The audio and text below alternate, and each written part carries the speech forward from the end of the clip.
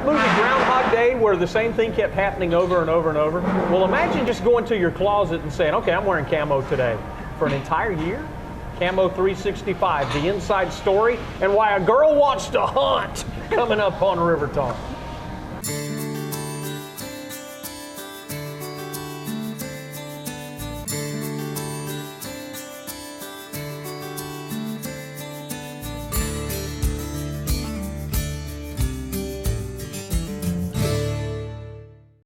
Well, hello there. You know me. I'm the River Talk guy. I'm all cowboyed up today. Guess who wore camo? Not you. I didn't wear it today. Yeah, not your story, is it? No, it's not. This is going to be fun. Maggie and Trippett Boineau. Good seeing you folks. Good to see you too. I take it you're Maggie. You're wearing I'm Maggie, the camo. yes. Good seeing you guys. I got wind of you guys like a few days ago. Was told to check out your site. I love it. Thank you. Everybody has a blog. So let's talk about Camo365. Yes. Well, basically it was born out of sitting in a deer stand. Sitting in a deer stand, many times we're in a deer stand 4 to 5 hours at a time. And it's completely quiet, except for maybe an occasional owl screeching by. And you're by yourself. There's no one to talk to. So you think. And while I was in the blind, I started thinking of all these great ideas about tips and things that other people might, especially women, might not have considered when they're in a deer blind. And so I started writing them down when I got home so I would remember them. And then after a while, I realized I had a lot of stuff. And so I decided to write a blog. Okay. Yeah. Well, where did the hunting fascination come from? Was it from this guy or because? Both his influence, and I was actually born on and raised on a farm. I had brothers and a dad that hunted. That was our way of life. We hunted everything. And so So it was a dairy farm? It was a dairy farm, okay. But we really just, we enjoyed the game meat that my dad brought in, and so I always had a fascination with guns, even as a little girl. And I had a BB gun and a bow and things like that, and so I kind of suppressed all that for many years. When we got married, we had some children, a couple girls, and we have a son. And he used to go on all these great hunting trips, and I was jealous. I was just jealous, and I kept thinking, man, I'd like to do that. And one day I said, why can't I go? And yeah, she said, you look so cute in those hunting clothes. She goes, do they make those for ladies? And I said, do you want to go? She said, I'd love to go. So I said, here's a list of stuff to go get. And by the time I got home that evening, she had gone to the hunting store and had all of it and was ready to go by the next weekend. We started out dove hunting. Dove hunting is, for girls, is the best way to really start because you can talk. You don't have to be quiet, and it's a little more interactive. You don't have to be by yourself. And so he took me on a lot of dove hunts, and that's really where it all started. It did, yep. We weather's a little nicer than some of the deer hunting. Yeah, a little warm. You get a suntan, pretty easily. But, very hot. Now the season though goes all the way into January, mid to late January, so you can go through a whole wardrobe. Sure can. In that time. Well, how did you guys meet? Let's back up a little bit. I mean, she's from, I'm not really sure where you're from, because I heard you went on safari hunts. I have been on 3 safari hunts, but I grew up in Columbia, South Carolina, so just up the road. Used to come down to Myrtle Beach as a baby in diapers with my grandparents and my parents, and always thought it'd be kind of an odd place to live back then because we were just here during the summer, and it just seemed like it would be different living in a tourist place like this. And then in '82, we met on a blind date in Myrtle Beach, South Carolina. Speaking of blinds, through a mutual friend of ours. Love is blind. Love is blind. And from there, it was love at first sight. And we ended up getting married in 1983 and moved back to Myrtle Beach in 1984. And that's 33 the quick, years. down and dirty version of that. Good night. That was a fast one. Well, how did you end up in the Carolinas? Oh, that's a long story. It goes way too far back. But my mother-in-law says that I was not born outside of just saying I-95. She said, you were not born in the South by the grace of God, but you came here by your choice, which is really great. So that's my only entree into being a Southerner. I do love being a Southerner. Yeah, I love it. Yeah. I love it. Of course, when you go back and chase genealogy, so many of those great Southern families will have ties to the North. That's always been the case with ours. Not this family. They're tied back to the Mayflower, I think, right? Yeah, pretty much. A very Southern family. Yeah. So I've enjoyed that. I like being Southerner. I love it. I wouldn't have it any other way. Where are you from? I'm from North Carolina. Oh. and yeah, I am. But I've got, on my mother's side, they all came from Connecticut and New York, and it's just really bizarre. My family was here when the first census was taken. I don't know what boat they came over on. Wow, but that is up a in long North Carolina, time. going back a while. Wow. So we've traced back the farm, part of the farm, to 1842. So we're going even farther back. They've been around making people miserable in just one part of the country. No one ever left. That was one of the few that actually moved out of the area. Can't imagine you making anybody miserable. Can't imagine. You want to get my wife on the phone here in the break? Family excluded. I have my tendencies. We're going to take a breather and come back and talk about what the blog has to offer you. Some lighthearted reading, great stuff. And then why the decision to do camo? Okay, that's a great question. Okay. Well, I come up with great ones once in a while. Come back. We'll get some great answers too. Camo365 in the spotlight on River Talk.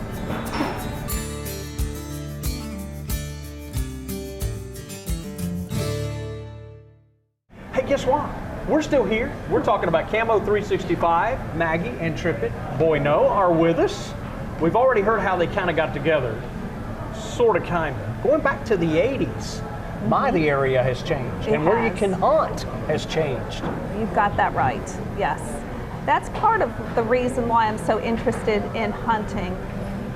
The lands that are available for hunting are diminishing so rapidly, and that's very bad for the wildlife, and it's also very bad for hunters. Yes. And so what I found through being an avid hunter is that conservation is the most critical point about what we do. Hunters are the biggest conservationists around. And they really are. The money that is spent not just on licenses and tags, but the money that goes into the economy from all of the guns and ammunition and hunting clothes and gear and just everything is enormous. And if it wouldn't be for the hunters, conservation would be in trouble. Sure. So that's a very important part of it. Yeah, the ducks would have a real serious problem, especially in this area. Yes. And our ecosystem would be upset because That's exactly right. Yeah, Ducks Unlimited has restored in their tenure some 13 million plus acres in North America of lands that had basically turned into drought areas like desert, and they restored them to wetlands and habitats that now ducks can breed in. And it's just, I mean, it's good for everybody. When you clear cut land and you don't replace it, Sure. It's not good. Yeah, and there's always been like this gentleman's agreement with farmers that you could hunt on their land, Right. and now a lot of these guys have formed hunt clubs that are on there. That's so strong to keep our pine ecosystem going, which is kind of unique. So without hunting, we would have been in a pickle with what hunters, and some knowingly did, but just the fact of if you own property, you're going to be a good steward of your own property. Right. Yeah, you nailed it. That is exactly what it is. And I'm a member of the National Wild Turkey Federation, and have a little book here. I would recommend anybody joining it, whether they're a turkey hunter or not, because what they're doing is just absolutely amazing. They've been around since 1973, and they're working hard to increase the land for which hunters can use and for the future generations, just for even outdoor recreation. And they're increasing the habitat for the turkey. We're getting ready to go turkey hunting this weekend, and we're so excited, but this is an extremely worthwhile organization to join. I was driving down Red Bluff Road outside of Loris, coming down to 905 yesterday off of 22. Turkey was right out there just strutting stuff along the road. It was making a weird little motion headed towards the ditch bank, and I said, is that turkey going to fly in front of me? I slowed down a little bit, and it decided to wait till I went by and then flew right behind me. It was just the most beautiful thing. Gorgeous. Yeah. Most people don't realize how fast they can fly, and they're like helicopters. They just go up. They're so strong. But we didn't know anything about turkey hunting until 3 years ago, and now we're hooked. We are the worst kind of turkey hunters around, me especially, because I shot my first turkey, my first day, first shot, And now, of course, every time I go out, I think I'm going to see a turkey and get a shot, and it hasn't happened. But I got the most amazing trophy turkey my first shot. Wow. Yeah, it was great. Yeah. And he got one She last has to be year. hard to spoiled. live with there. Since it has been like she doesn't understand why she doesn't see more turkeys and get more turkeys. But she sees a lot of deer. She's like the deer whisperer. Really? Deer just come to her. Huh. I can sit out there for days and not see anything. She goes a couple of hours and sees 10 or 12. I mean, I know why. kind of amazing. Okay, because he likes to take naps in his stand. I thought that's what you were supposed to do, but part of the time anyway. Yeah, sure. Yeah. Not me. I'm on high deer alert from the minute I get in the stand until the minute I have to get out of the stand. Yeah. I do not.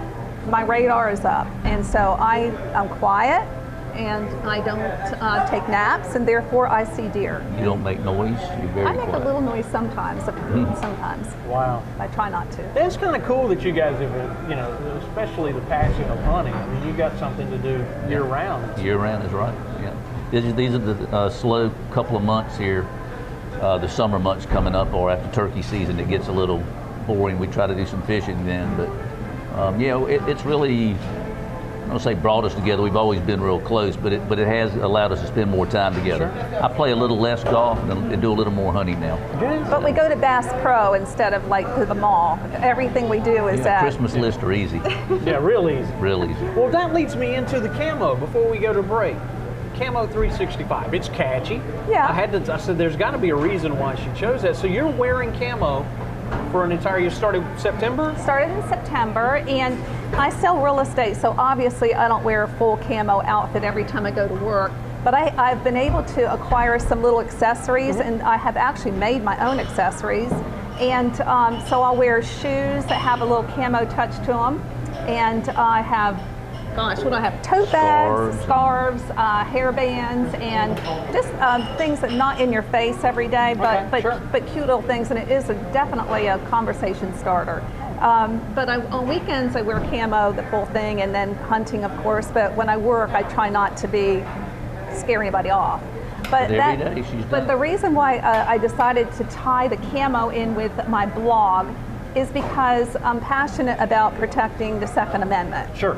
And what's so interesting, and most people don't realize it, but hunting has absolutely nothing to do with the Second Amendment.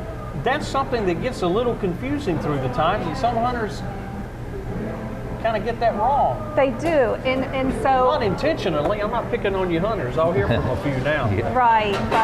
It actually, if you think about it, the framers, when they wrote the Constitution, they didn't have grocery stores.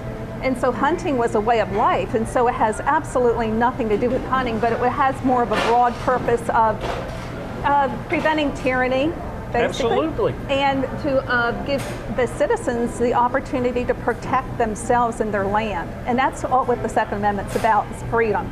Freedom. And so, freedom. We're going to take a breather. Yeah. I like just stopping on the word freedom. We'll think about that for a second. We're going to exercise our right to some free speech and sell some commercial time. I love this country. Wish I could keep more of that money, though. We'll be right back with more in a moment.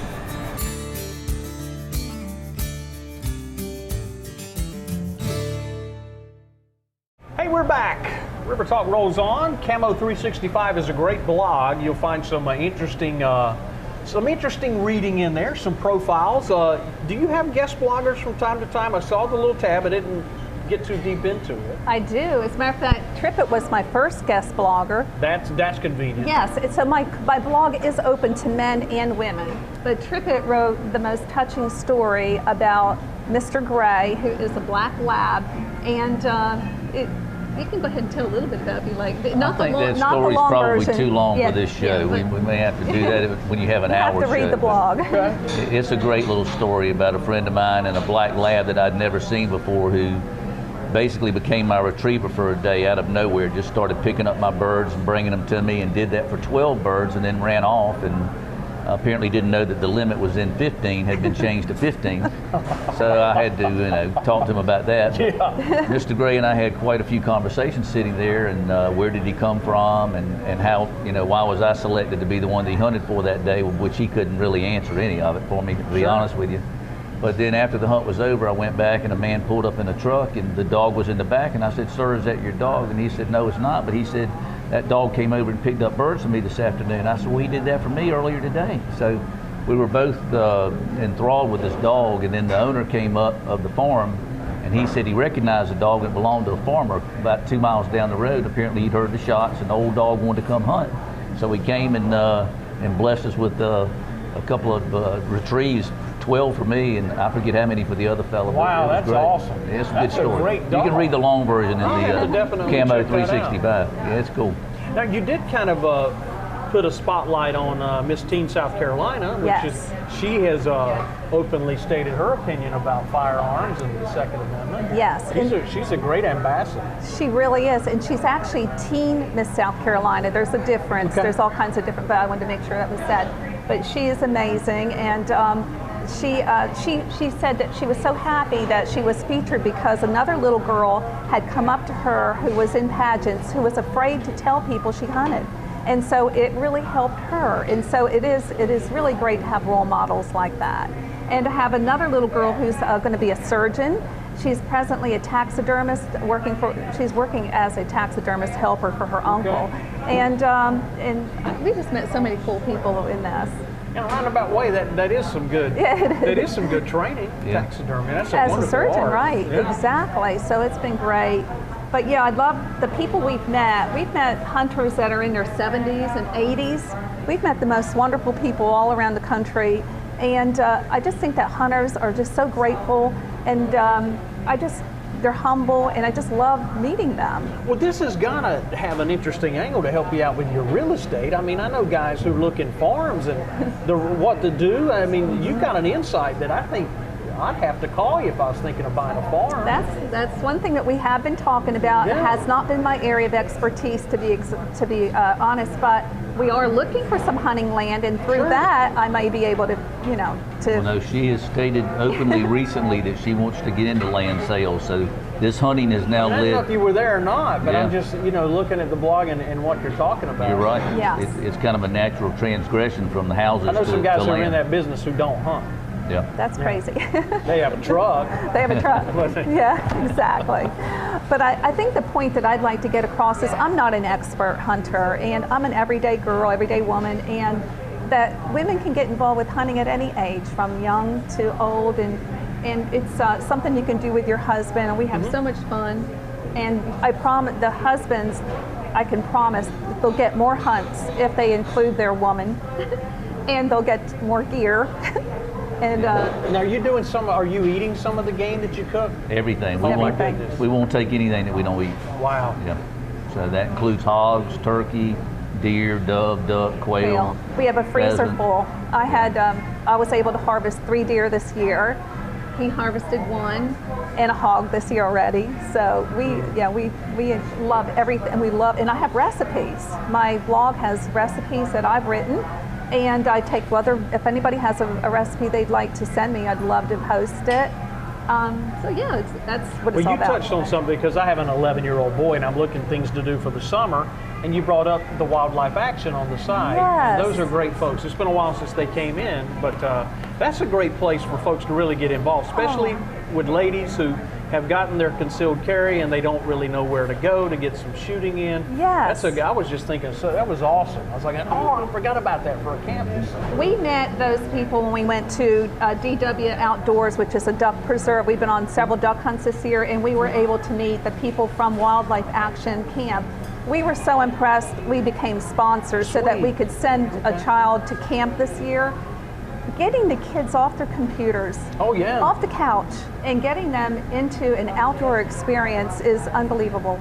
And they handle snakes, they go horseback riding, they learn to shoot guns, of course the older Canoeing, kids, swimming. and canoeing and gun safety. Yeah, absolutely. As a matter of fact, I had a mom that said her little boy was so interested in guns and that she was not going to let him get near them.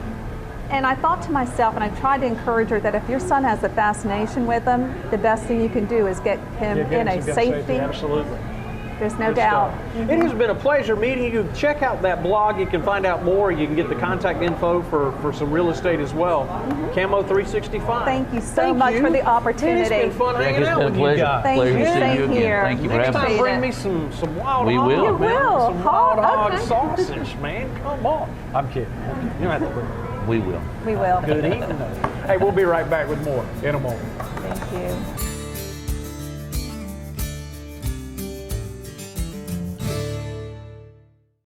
Well, that's all the time we got. Man, I might just have to try something cool like that. Wear camo for. What if they have anything in my size?